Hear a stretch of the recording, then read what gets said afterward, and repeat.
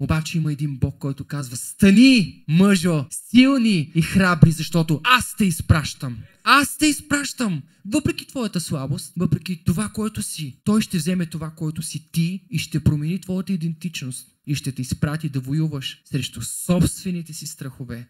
Всички тези обещания, те са там. Но какво правим след като получим тази помощ? Какво правиш след като получиш изцеление? Използваме Бог като патерица.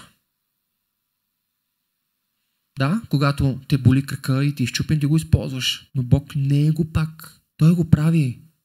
Като се сети за добрината на Бог, това нещо ме съкрушава. Той е готов да бъде твоя патерица. Той е готов и ти позволява да го захвърлиш след това, защото Той знае всичко какво ще направиш. Той знае пътя и Той е готов да го направи. Той вече го направи. Той остави царството си в небесата и дойде. Бе бичуван с корона от тръни. С тръни. Те му се напиха вътре в главата. Беше бичуван, беше пронизан.